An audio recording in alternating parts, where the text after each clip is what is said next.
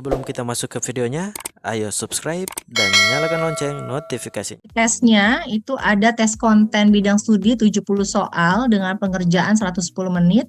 Kemudian tes literasi numerasi 30 soal dengan waktu pengerjaan 60 menit. Dan tes pedagogi 20 soal dengan waktu pengerjaan 30 menit. Mungkin Bapak Ibu yang sudah pernah mengikuti tes sebelumnya, ya tes-tes apa gitu yang mungkin terkait keguruan, apakah itu ASNP 3K, apakah itu PNS ya. Mungkin sudah pernah lah ya setidak-tidaknya mendapatkan gambaran mengenai tes-tes kait hal ini ya. Dan bisa juga dipelajari ya. Mudah-mudahan insya Allah bisa diikuti lah oleh Bapak Ibu ya. Jadi ini ya Bapak Ibu untuk materi tesnya adalah konten bidang studi. Artinya kalau Bapak Ibu ekonomi ya konten bidang studi ekonomi. Kalau PGSD maka PGSD.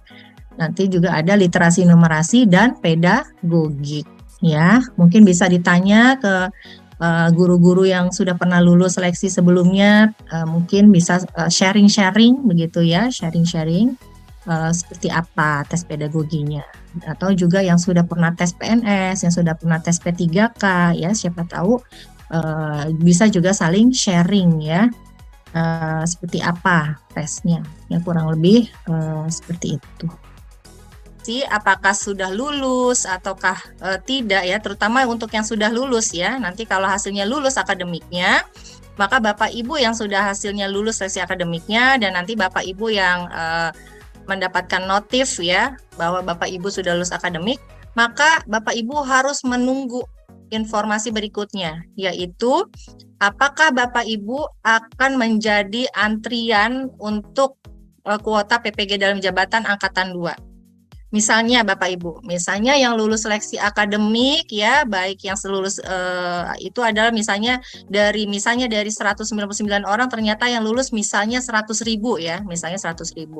Ditambah dengan antrian yang lalu, misalnya ya, ditambah antrian yang lalu berapa ya, misalnya 150.000. Ternyata kuotanya hanya 50.000 untuk angkatan 2. Berarti tidak semuanya bisa mengikuti PPG di angkatan 2.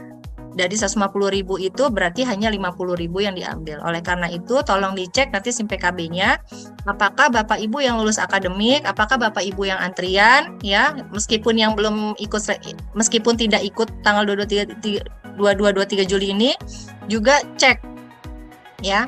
Jadi Bapak Ibu nih yang tidak tampil kartu seleksi akademiknya juga cek, karena Bapak Ibu siapa tahu juga menjadi antrian ya. Itu cek juga. Jadi yang lulus seleksi akademik, kemudian yang sudah menjadi antrian, itu mohon dicek nanti apakah Bapak Ibu yang akan mendapatkan notif konfirmasi kesediaan. Kalau mendapatkan notif konfirmasi kesediaan, itu nanti ada informasi apakah Bapak Ibu sebagai peserta utama, apakah Bapak Ibu sebagai peserta cadangan. Kalau Bapak Ibu sebagai peserta utama, berarti aman.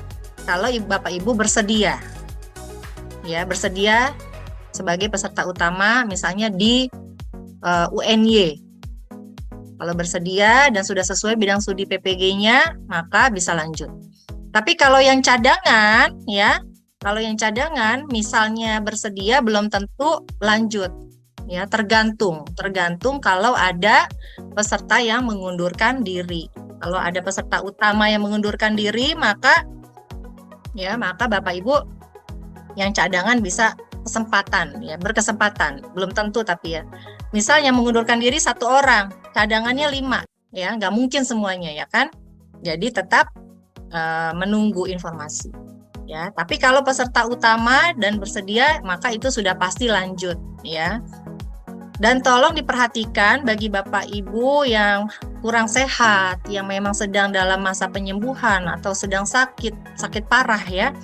Ya kalau sakit flu sih insya Allah 3 hari sembuh ya Bapak Ibu. Tapi kalau sakit parah, saya sarankan supaya tidak bersedia saja dulu ya. Nggak apa-apa, ditunda aja dulu PPG-nya. Tidak perlu lanjut ya, nanti saja PPG-nya.